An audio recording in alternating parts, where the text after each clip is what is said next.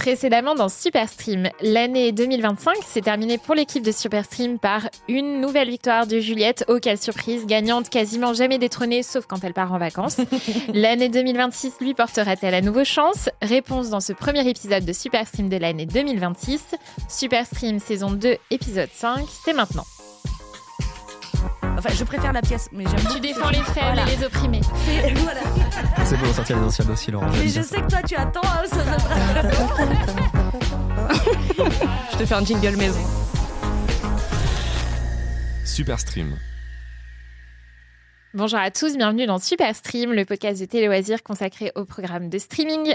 Avant toute chose, bien sûr, je vous souhaite une super année 2026, remplie des meilleures séries les plus passionnantes, des films les plus émouvants, des documentaires de faits divers sordides, si ça vous fait kiffer comme Émilie qui est de retour parmi nous, des divertissements hilarants, et Superstream sera bien sûr au rendez-vous chaque mois pour vous accompagner et vous proposer le meilleur des programmes.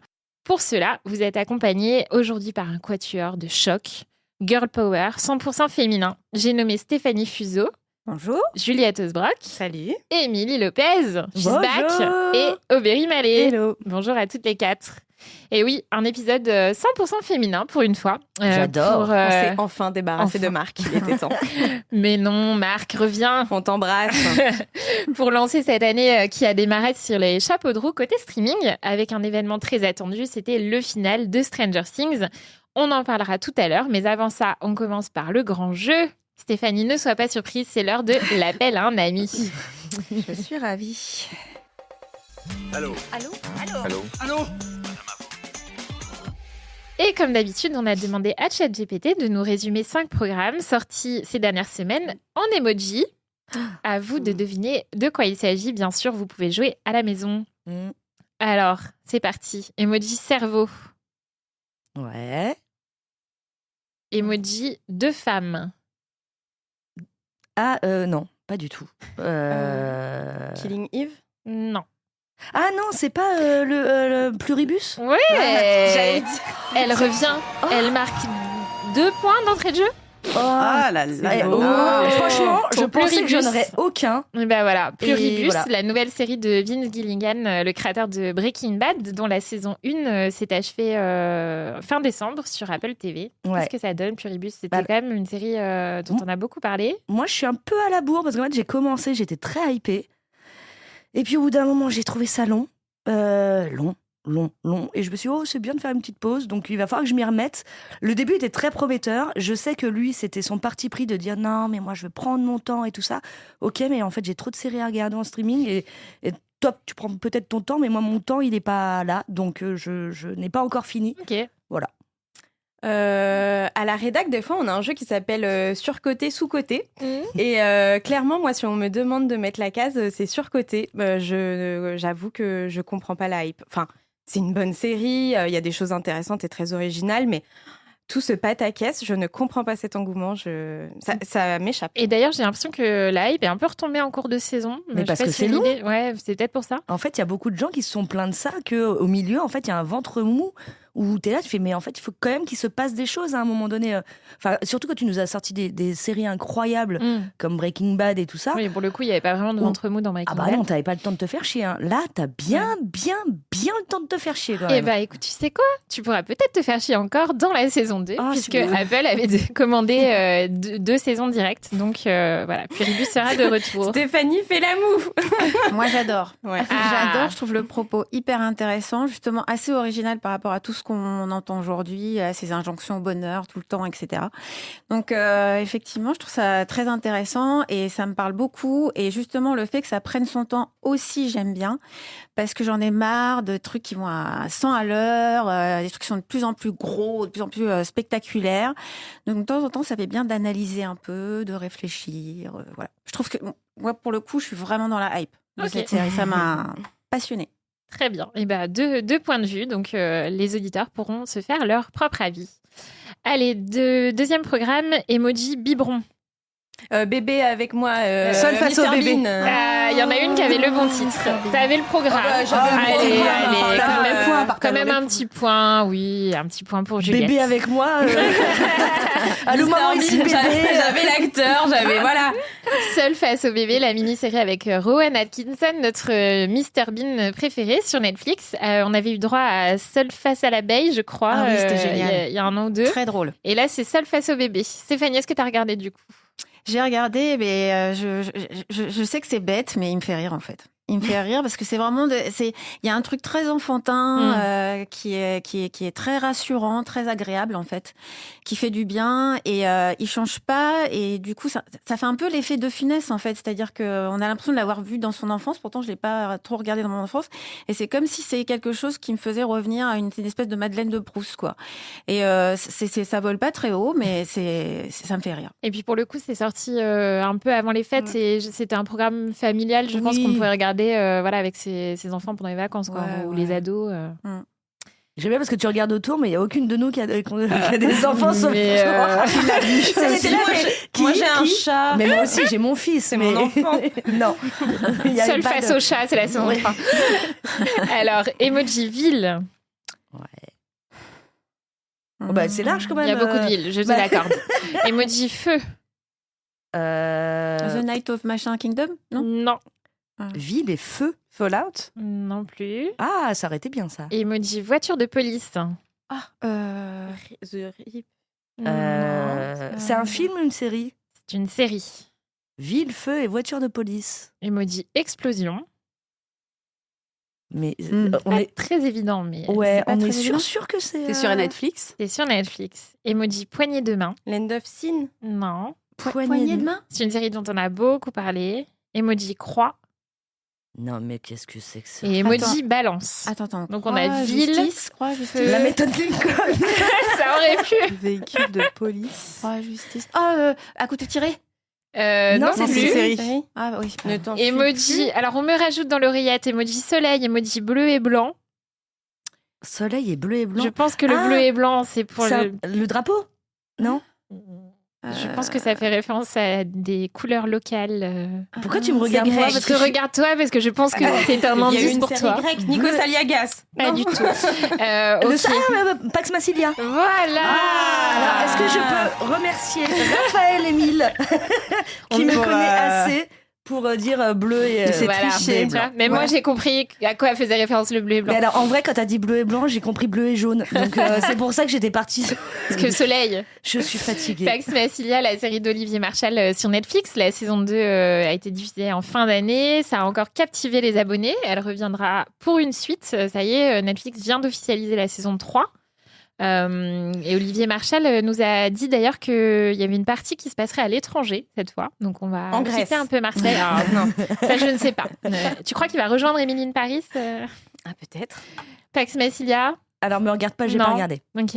Ah non, moi c'est pas mon truc du tout. J'ai essayé, je tiens pas. Je tiens pas. Désolée, là, on peut rien faire pour toi. Si je suis honnête, c'est totalement dans ma liste, mais j'ai toujours pas regardé. Mais il y a beaucoup de choses dans nos listes en ce moment. Puis j'avais 44 heures de Stranger Things à regarder parce que vraiment. Avec des épisodes longs, Mais on en c'est ça, parlera en fait. tout à l'heure. Voilà. Je comprends pas ce succès. Hein, vraiment. Alors, emoji détective. Ouais. Ne t'en fais plus. À couteau tiré. À couteau tiré. Avec la petite deadline. Une question trop tôt. J'ai pas eu le temps. Mais oui. À couteau tiré, donc le troisième film qui s'appelait Wake Up Dead Man de la saga porté par Daniel Craig dans le rôle du détective Benoît Blanc, qui est sorti sur Netflix aussi en fin d'année. Ça, j'ai regardé. Ouais. Juliette, c'était un coup de cœur. Ah, moi, j'avais adoré, ouais. Moi, j'avais adoré. En fait, le premier opus, je l'ai trouvé super de cette saga. Le deuxième, c'était super divertissant, mais j'avais moyennement accroché. Et là, c'est vrai que le troisième, il redresse vraiment la barre. C'est bourré de références au cinéma d'horreur. Daniel Craig, on ne porte pas vraiment le film dans le sens où, en fait, il arrive assez tardivement et pour une fois, il forme un duo, en fait, avec Josh O'Connor, qui qui est super, en petit prêtre de petite paroisse. Donc non, franchement, on est moins sur le côté casting d'ensemble qu'on a pu avoir sur les 2 premiers. Il y a un gros cast, mais en fait, c'est des personnages qui sont beaucoup plus en arrière-plan. Et finalement, on gagne quand même en efficacité, je trouve, à se concentrer sur 3-4 personnages plutôt que 8. Et non, franchement, moi, j'ai ri, j'ai eu peur. Ils ont réussi à me mettre du jump scare, je trouve, à couteau tiré. Donc, ouais. Après, j'ai eu de la chance, je l'avais vu sur grand écran, mais non, franchement, moi, j'ai adoré. Vous avez l'air d'être unanime. Moi, j'ai beaucoup aimé le côté gothique aussi, qui apporte beaucoup, je trouve. Et effectivement, le duo fonctionne super bien. Et malgré le fait que le film dure 2h40, je crois, dans mon souvenir, j'ai vraiment pas vu le temps passer. Enfin, j'ai vraiment... je trouvais que c'était très, très réussi. Moi, le seul bémol, mais ça, c'est vraiment parce que c'est une habitude qui est très... journalistique et du fait de bouffer beaucoup de choses. Et désolé, je vais spoiler, donc écoutez pas la suite. En fait, Bouchez-vous les oreilles. Non, mais comme t'as Glenn Close et qu'elle spoiler. est quasiment pas là du tout de tout le film, tu te doutes bien qu'en fait, au final, c'est elle. Enfin, tu vois, tu prends pas Glenn Close juste pour qu'elle vienne faire trois prières et deux. Non, on la voit pas énormément. Si. Et voilà, moi j'ai vraiment ce truc-là. À chaque fois qu'il y a un gros nom au casse, ça marche aussi pour les séries françaises. Je me dis, tu vois, comme pour Montmartre, Thibaut de Montalembert, comme tu le vois 3 fois, tu te dis.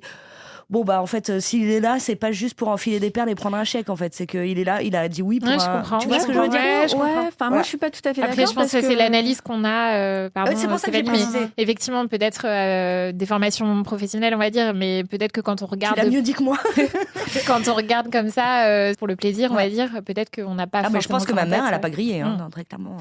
Moi, je suis pas tout à fait d'accord parce que déjà, je trouve qu'on la voit quand même par rapport à d'autres grosses personnes du cast. On la voit quand même plus dès le début. Et en plus, il n'y a pas qu'elle. Le truc est beaucoup plus complexe que ça à la fin, en fait, si tu veux. Oui. C'est pas genre, tu vois, la révélation, c'est elle, en fait. C'est beaucoup plus tortueux. Et en plus, moi, gros coup de cœur aussi. Josh O'Connor, j'ai toujours adoré et je trouve que c'est un acteur formidable. D'ailleurs, il y a beaucoup d'acteurs anglais et c'est pas pour rien que c'est super bien joué. Les paysages sont magnifiques. C'est très drôle aussi. J'ai beaucoup ri. Il y a des répliques, mais franchement, super, quoi. J'en ai noté plein. Je me disais, mais c'est génial. Donc, c'est un truc, je pense que je vais regarder plusieurs fois. Et vraiment, gros coup de cœur. Je suis d'accord, le deuxième était moins bien, mais parce que ça partait en sucette à la fin. Sinon, c'était bien jusqu'à ce qu'il y ait toutes les explosions et tout. Et vraiment, c'est le meilleur des 3. Et du coup, tu vas le regarder en allemand ou Ça, c'est Bridgerton. On espère un 4e film, du coup. Ah oui, a priori. Et puis, comme c'est un succès, je pense bonne voie, je pense. En tout cas, le créateur de la saga, lui, il dit que tant que Netflix lui commande des films, il a des idées. Donc, et comme Netflix, tant que ça leur fait de l'argent, ils commandent. Alors, autre programme, Emoji Femme qui court. Ne t'enfuis plus. Bravo. Putain, ça fait 3 questions que j'ai je fais une Émilie Lopez. Ne t'enfuis plus, la nouvelle série adaptée d'un roman de Harlan Coben sur Netflix, c'est désormais la tradition. Netflix commence le 1er janvier, bam, avec sa série de Harlan Coben, adaptée de nouveau d'un roman. Bon, c'est toujours efficace, ça fonctionne toujours. Franchement, ça fonctionne super bien. T'enchaînes les épisodes super rapidement. Je l'ai même trouvé meilleure que celle du 1er janvier 2025. Ok, qui était Tu me manques. Qui était bien aussi, très efficace. Mais on s'intéressait pas tant au personnage. Là, franchement, je trouve que l'intrigue est intéressante. T'as des rebondissements. Il y a des petits trucs qui sont quand même un chouille tirés par les cheveux, mais globalement, c'est des acteurs qu'on est content de voir, notamment Minnie Driver, moi, que j'étais bien contente de retrouver. Qu'on adore. Mais c'est à toi de nous donner ton avis, Laurence. C'est toi l'experte en Harlan Coben. Alors écoute, celle-là, je n'ai pas eu le temps de la voir, je suis désolée. Pardon, je t'ai mis dans le... Voilà, merci de m'afficher. Dans la sauce. C'est comme toi, c'est sur ma liste, tu vois, ma liste de janvier. Et puis le roman, j'avais beaucoup aimé le roman, donc je pense que celle-là, elle va bien me plaire. Et puis 2026, Harlan Coben ne s'arrêtera pas, puisque la prochaine est déjà prévue. On n'a pas encore de date de sortie, mais on sait que ce sera cette année. C'est une série qui, cette fois, se déroulera aux États-Unis, ce qui est assez peu commun pour les séries d'Harlan Coben. Et ça s'appelle Sur tes traces, avec notamment Sam Worthington et Milo Ventimiglia. Mais ça, c'est pour cette année, c'est pas pour le 1er janvier 2027. C'est annoncé. Alors, c'est annoncé en 2026. D'accord. On en a 2 cette année. L'année dernière, il y en a eu 3. Ouais, c'est ça. L'année dernière, il y en a eu 3. Non, mais parce qu'en fait, pour moi, c'est un peu genre Harlan Coben, c'est un peu comme les romans de Marc Lévy, tu vois, les titres se ressemblent déjà, et c'est tout le temps les mêmes C'est ressorts. les mêmes recettes, ouais, totalement. Ouais. J'en Ouais, peux ouais. plus. Mais je trouve qu'il y a un truc qui fonctionne quand même. Je suis le La plupart Grinch. du temps, ça fonctionne. Alors, dernier programme, Emoji Planet. Ouais. Attends, je le note. Foundation. Non. Emoji tête de mort. Bah, c'est pas Stranger Fallout. Things. Oh la haute, tout à fait. Pourquoi planète et tête de mort Parce que la planète est détruite. T'inquiète pas, il y a J'ai de pas la cherché, j'ai dit Fallout. Écoute, c'est ChatGPT. Hein, je le rappelle, c'est ChatGPT.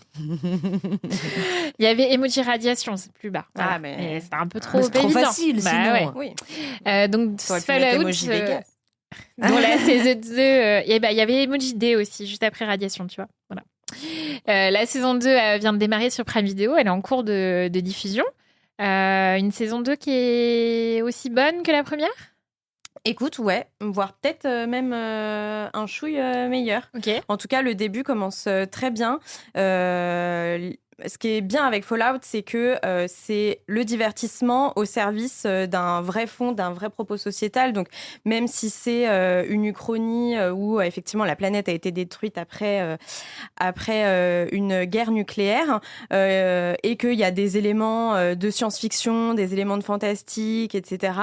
Et ben ils arrivent quand même à dégager un propos sociétal et politique qui est hyper intéressant et surtout qui est hyper actuel, encore plus depuis le début du mois de janvier. Voilà, sur justement les proportions que la technologie au service de la guerre qui vient empiéter sur les frontières les uns des autres, et puis l'escalade et l'impossibilité de réussir à freiner cette escalade. Voilà, enfin franchement, c'est frappant de bons scénarios. Ok, très bien. Un premier rappel des points après cette première étape des jeux. Bon, Stéphanie, voilà, il va falloir rattraper le coup, redresser la barre au jeu suivant. Émilie, 3 points Oui. pour ce retour. Juliette, 4 points. Et Aubéry, 5 points. Aubéry est en tête. Et comme je vous disais tout à l'heure, on ne peut pas commencer l'année sans parler de l'événement de la fin 2025 et du début de 2026. C'était le grand final de Stranger Things. Alors c'est vrai que Netflix nous aura pas vraiment facilité la tâche en termes de travail, puisque ils ont ménagé le suspense jusqu'au bout avec une diffusion en 3 parties, fin novembre, le jour de Noël et bam, le grand final le 1er janvier en grande pompe. Alors ces adieux sont-ils à la hauteur des attentes des fans ? La série a-t-elle réussi sa sortie ? C'est le grand débrief de Superstream.